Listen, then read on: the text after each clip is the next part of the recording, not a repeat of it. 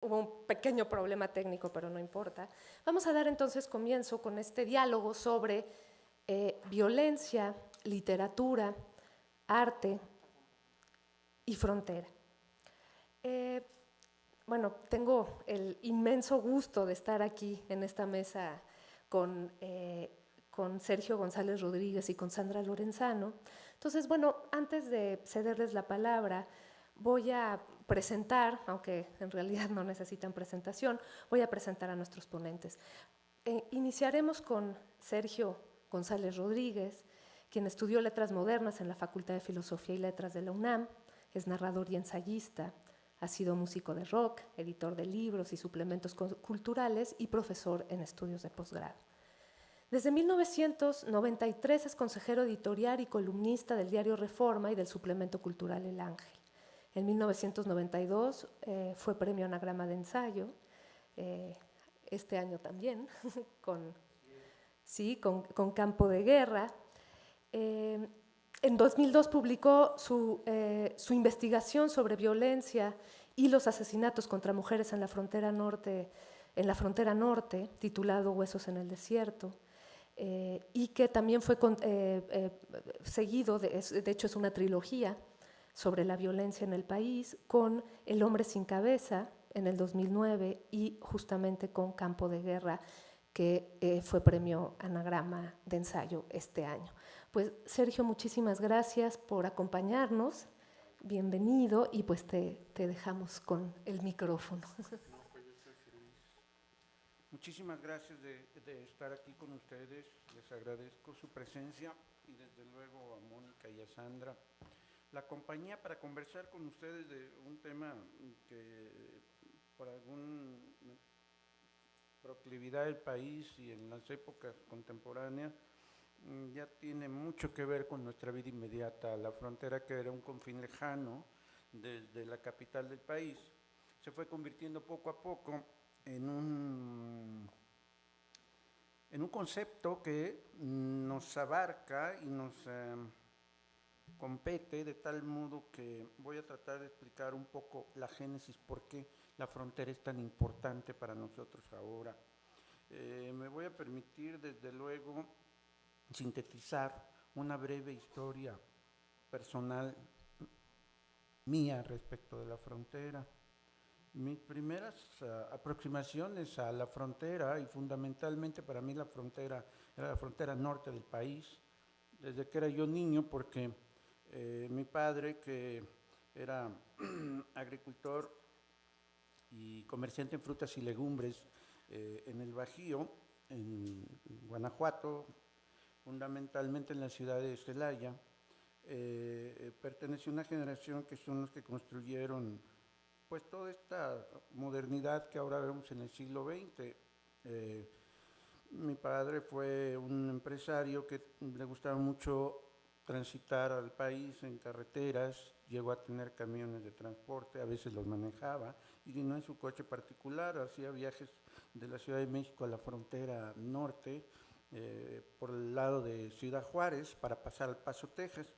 Y en uno de estos viajes, bueno, pues él se fue en su coche con un par de amigos y llegó a Ciudad Juárez, porque en esa época, estamos hablando de los años 50, era un punto muy cosmopolita, era un centro de turismo sexual y de mucha atención y glamour, porque llegaban artistas de Hollywood a pasar un rato ahí en este turismo para gente muy dispersiva. Había muchas drogas, ya había muchos casinos, al menos eso es lo que contaban nuestros padres, y había que conocer este lugar, y en una de esas, bueno, mi padre, como comento, se fue a la frontera norte, pero no pudo pasar a Estados Unidos porque por alguna razón olvidó o no estaba vigente su pasaporte y se quedó del lado mexicano. Y lo único que él logró hacer es encargarle a un amigo que mandara una tarjeta postal a nosotros del Paso, Texas, para que supiéramos que por lo menos estuvo ahí, ¿no? Y la primera imagen que tengo yo de la frontera es una postal donde aparece una parte de Ciudad Juárez y otra parte del Paso, Texas. Y queda como para un niño es algo muy llamativo. ¿Y de qué se tratará? Empiezan las preguntas. Posteriormente, como quizás ustedes sepan, yo fui músico de rock muchos años. A los 12, 13 años, mi hermano y yo, que falleció el año pasado, fundamos un grupo de rock, el grupo Enigma de Rock y Blues. Y necesitábamos, yo me dediqué 10 años profesionalmente por ahí. Nuestro álbum primero, Bajo el signo de Acuario, está considerado entre los 50 mejores álbumes del rock en español en México. Entonces, por lo menos grabamos y trabajamos profesionalmente. No podía ganarme la vida, desde luego, en la música, y por eso decidí estudiar en la Facultad de Filosofía y Letras de la UNAM, letras modernas. Pero en uno de estos viajes a la frontera para adquirir equipo musical, nosotros tuvimos que sobornar a los aduanales, a los agentes aduanales, para poder pasar los instrumentos y el equipo que habíamos comprado en McAllen, Texas. Entramos por Reynosa, y entonces fue un asunto muy difícil porque me enfrenté por primera vez a las tensiones de una frontera. Mientras del lado americano había cierta cordialidad por unos chicos que eran músicos y traíamos unas cabelleras muy largas, etcétera. Por el lado mexicano había una tensión muy fuerte porque éramos chilangos, éramos del centro de la ciudad. Finalmente lo resolvimos y pudimos pasar, pagamos lo que había que pagar de impuestos, etcétera. Pero fue mi segundo contacto. Cuando a los años 90 se empieza a hablarse de asesinatos de mujeres en Ciudad Juárez, yo me pregunto, a ver, ¿esto es real o es parte de una mitología fílmica o literaria? Asesinos en serie en la frontera, suena muy bien. Entonces decidí convencerme de qué se trataba, si era verdad o era una invención. Por desgracia era verdad, y me encontré con el drama de todo el país. Estoy hablando de hace 20 años. Yo viajé a Ciudad Juárez por primera vez en el año de 96, hace 18, y posteriormente seguí yendo para elaborar una investigación que sería el libro Huesos en el Desierto. El contacto con la frontera, obviamente, es un poco como esta experiencia que narra Joseph Conrad en La línea de sombra, cuando la experiencia de la vida de alguien pasa por un episodio que cambia completamente la existencia de esta persona. Y ese episodio se llamó Ciudad Juárez. Fundamentalmente yo recuerdo un momento de la primera vez que fui en un ministerio público, en una prisión probablemente.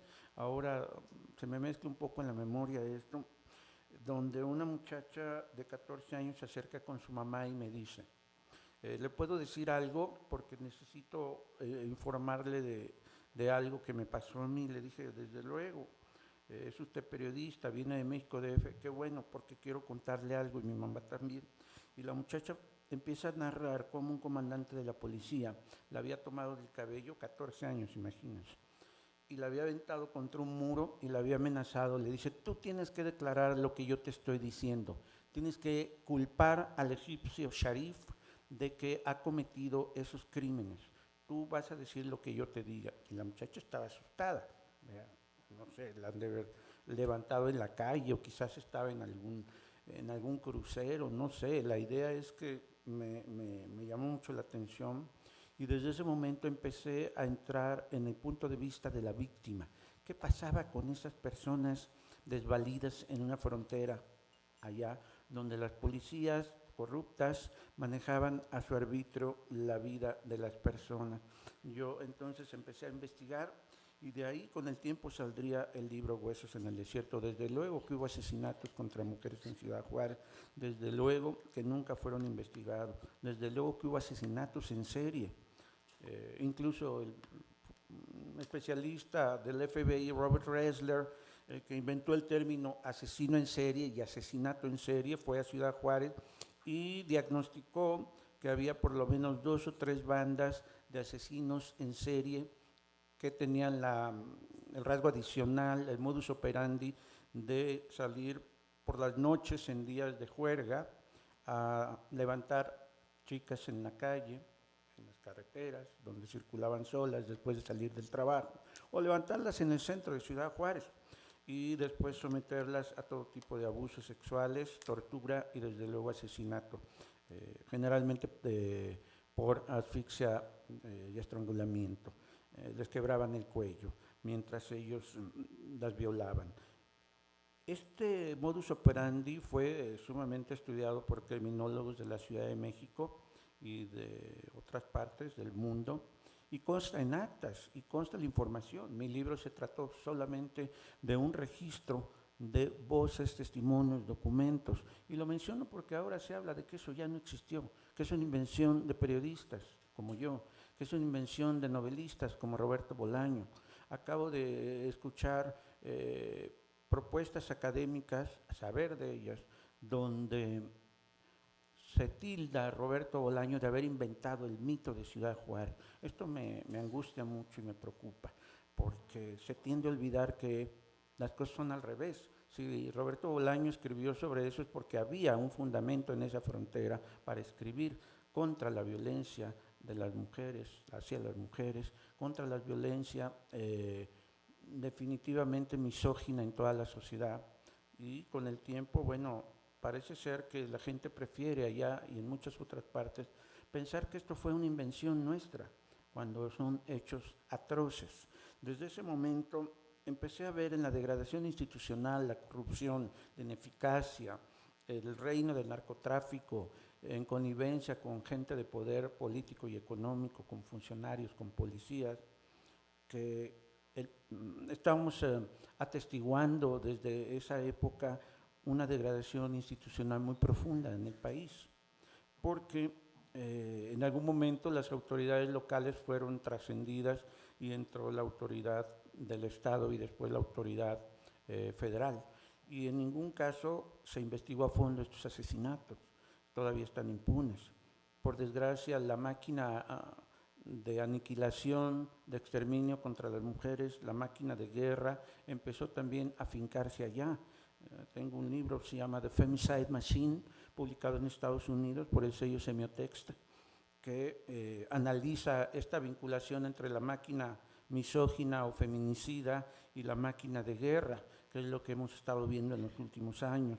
En el fondo es el mismo efecto del ultracapitalismo, la explotación extrema de las personas, la deshumanización, donde una mujer no tiene ningún valor cuando es simplemente sujeta a la violencia del crimen organizado, a la complicidad de gobernantes, empresarios, de gente de poder. Yo creo que esto es el elemento más distintivo de la frontera que nos ha tocado ver en los últimos años. Y bueno, en México, como ustedes ya creció, apenas se está descubriendo el gran problema de la explotación de personas en el sur del país, con todo el escándalo que se ha suscitado en torno de la migración de niños y menores hacia Estados Unidos, con la explotación de grupos criminales, de las personas, con la trata de personas, muchos problemas que no atisbábamos hace 18 o 20 años, y ahora empezamos a ver que son, por desgracia, un signo atroz de nuestra modernización, de nuestra vida contemporánea. Desde luego que yo en esa época pensé, si no se contiene esto, probablemente se va a expandir, porque es un asunto consustancial a la idea de que si no castigas los crímenes se van a multiplicar, que es lo que pasó en México, donde tenemos una impunidad de los delitos absoluta, del 99% estadísticamente, y estamos contemplando, por otro lado, una formalidad, una idea de que estamos muy bien como democracia, que vamos avanzando muy bien en una serie de reformas, cuando no resolvemos lo básico tiene que ver el castigo a los delitos, la existencia de un Estado de Derecho que no tenemos, el respeto a fundamentos constitucionales y los derechos humanos. Todos esos signos empezaron a notarse en la frontera norte del país, y desde luego deben haber estado también en los litorales del país y en la frontera sur, pero no lo sabíamos. Tuvo que haber este caso tremendo de los asesinatos sistemáticos o sistémicos contra mujeres, como prefiere llamarlos Julia, ¿qué se llama? Navarro, Fregoso, la experta del Colegio de la Frontera Norte. Que por cierto el Colegio de la Frontera Norte realizó un análisis hace un año, donde publica justamente qué ha pasado de los grandes escándalos en torno de los asesinatos contra mujeres en la frontera norte del país de hace 20 años ya, y la actualidad. No ha pasado nada. El informe está En los archivos, ustedes abren la página del Colegio de la Frontera Norte,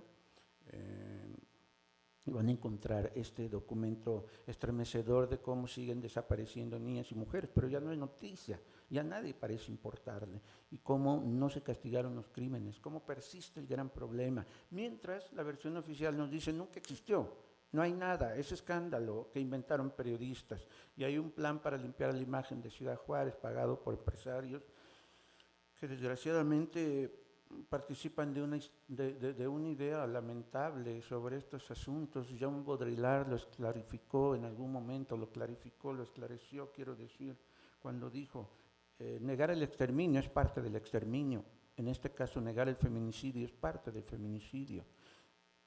Es lamentable que académicos en Estados Unidos y en México sigan repitiendo que todo esto es un mito y que hagan incluso diatribas de grado, tesis, yo las he visto, las he leído, contra Roberto Bolaño o contra Diana Washington Valdés, la gran reportera del Paso Times, que también tiene un libro sobre estos asesinatos, o contra mí. En fin, me parece lamentable que tengamos tanta desmemoria y tanto desapego al respeto a las personas.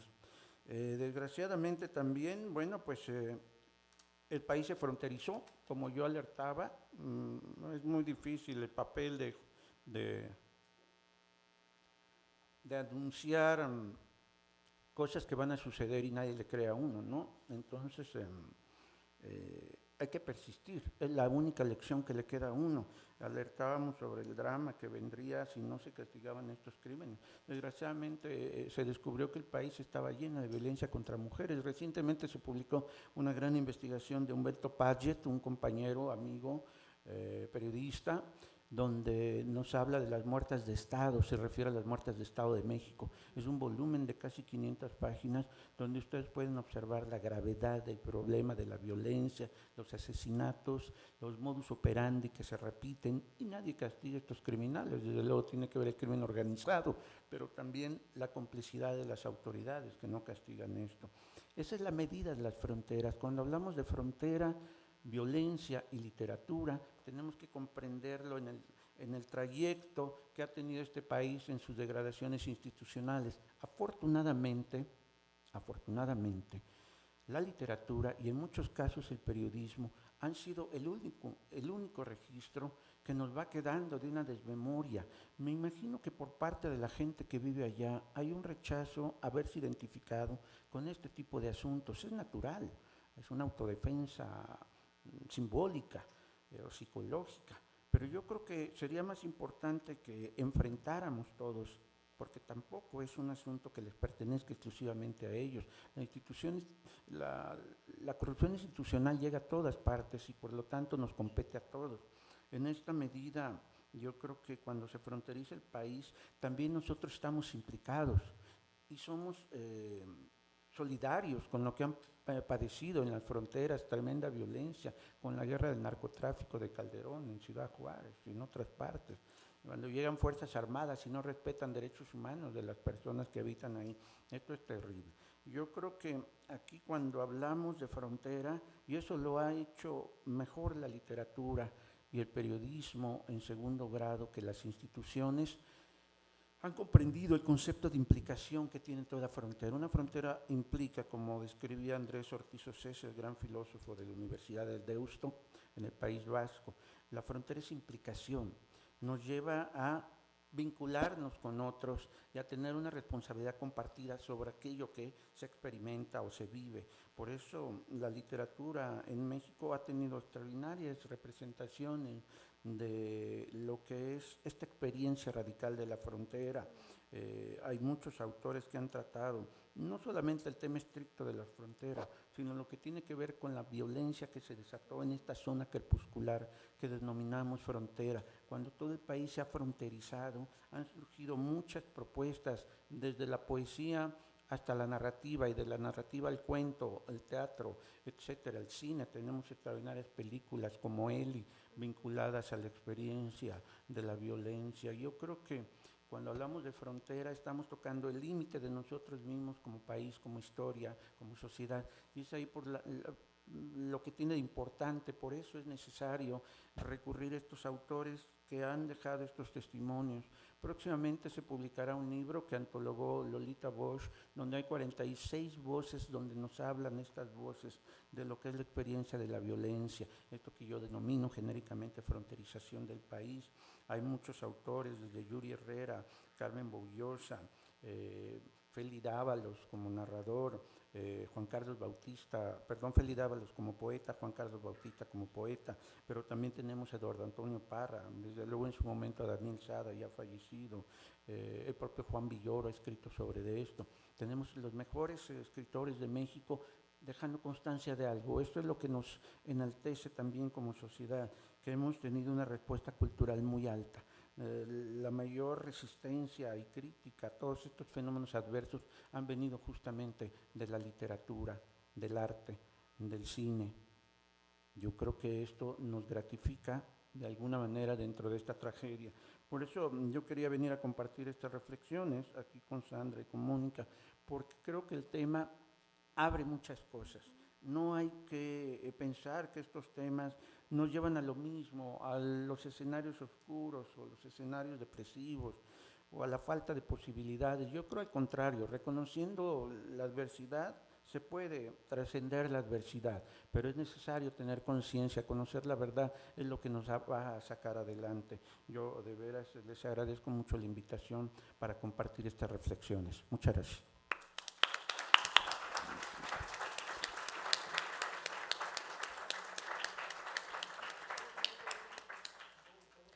Muchas gracias, Sergio, por esta reflexión y, en efecto, por vincular justamente este problema de violencia generalizada que está viviendo el país con ese inicio de violencia feminicida en Juárez, ¿no? Porque a veces con este problema de narcotráfico se tiende a pensar que la violencia empezó en el 2006 con Calderón. Y justamente este vínculo que tú haces, que además lo continúas en la trilogía, entre el problema de la frontera primero, después del país, ¿no? Con esta espectacularización de las muertes rituales, y en tu último libro con una cuestión que también rebasa el orden nacional, que creo que es muy interesante y quizás después podríamos ahondar en esta cuestión.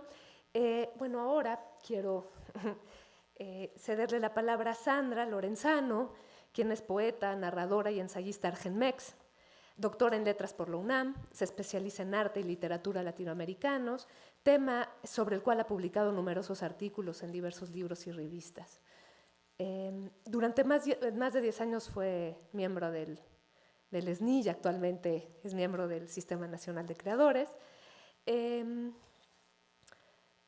Se desempeña como vicerrectora de investigación y proyectos creativos de la Universidad del Claustro de Sor Juana, donde fundó y dirige el programa de escritura creativa. Colabora regularmente en diversos medios de comunicación en América Latina, creó y conduce desde mayo del 2010 el programa de radio En Busca del Cuento Perdido del Instituto Mexicano de la Radio, y asimismo es creadora y realizadora y conductora de los proyectos televisivos Las Otras Voces, con TV UNAM, y Pasiones y Obsesiones, con Rompeviento TV. Bueno, ha coordinado varios libros, entre ellos La literatura es una película, revisiones sobre Manuel Puig, Aproximaciones a Sor Juana, Políticas de la memoria, tensiones en la palabra y la imagen, y las antologías Lo escrito mañana, narradores mexicanos nacidos en los 60, y Pasiones y Obsesiones, secretos del oficio de escribir. Entre sus obras también están Escrituras de sobrevivencia, narrativa argentina y dictadura militar, y el poemario Vestigios, las novelas Saudades y Fuga en mi menor. Pues muchísimas gracias, Sandra, por estar aquí. Gracias, Moni. Hola, buenas tardes a todos. Gracias por estar acompañándonos ustedes y gracias por invitarnos. Mónica, Margarita, Alberto, Vital, si lo ven por ahí, también agradezcanle. De mi parte es un gusto siempre volver a casa, que eso es la UNAM para mí. Y quiero agradecerles también a mis chicos de la Universidad del Claustro de Sor Juana, que son parte del proyecto Cultura y Violencia, porque están aquí acompañándome, y a los chicos becarios del FONCA, escritores, jóvenes escritores iberoamericanos que tienen la posibilidad de estar 3 meses en México. Gracias. Y quiero decir que para mí no solo es un honor, sino que me pone bastante nerviosa estar compartiendo la mesa, nada más ni nada menos que con Sergio González Rodríguez, uno de los escritores, periodistas, narradores, hombres de cultura y de pensamiento que yo más admiro en este país. Sin duda, una voz imprescindible para entender la realidad mexicana. Pues, qué honor, Sergio. Y además les quiero contar, esa es parte del chisme personal, una de las primeras reseñas que a mí me encargaron en un medio periodístico en la vida fue hace más o menos 30 años. Yo debía tener 23, 24 años y Sergio González Rodríguez era el responsable de cultura, ¿verdad?, en la jornada. Y pues así con toda confianza me dijo, ¿quieres hacer una reseña? Aquí tengo un librito que me acaba de llegar. Y era Susan Sontag, Estilos Radicales. Siempre le voy a agradecer la confianza, mucha más confianza de la que yo me tengo a mí misma y me he tenido siempre. Entonces, gracias, Sergio. Y hablando de Susan Sontag, a partir de ese momento, por supuesto, me hice una lectora fanática y justamente el tema del que voy a hablarles hoy tiene mucho que ver con uno de sus últimos trabajos, que es el libro Ante el dolor de los demás, y que trabaja justamente las imágenes.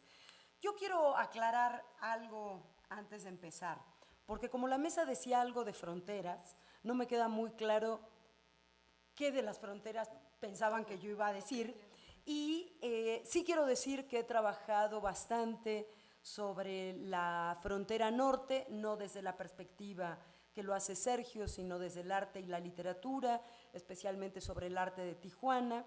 También, qué mujer que se sienta responsable en este país no ha querido pensar algo y tratar de apoyar la reflexión sobre los feminicidios en Ciudad Juárez, entre otros temas. Pero en este caso, la frontera en la que me voy a mover es una frontera básicamente disciplinaria, que es algo que, al igual que Sergio, me gusta mucho. Eso de las etiquetas disciplinarias es un invento académico para que sepan después cómo evaluarnos o en qué facultad ponernos, pero en realidad el arte y la cultura presenta siempre fronteras porosas, difusas y por lo mismo sumamente enriquecedoras.